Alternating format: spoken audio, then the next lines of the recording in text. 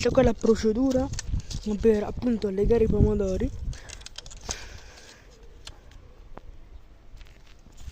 Come possiamo vedere è una procedura molto delicata.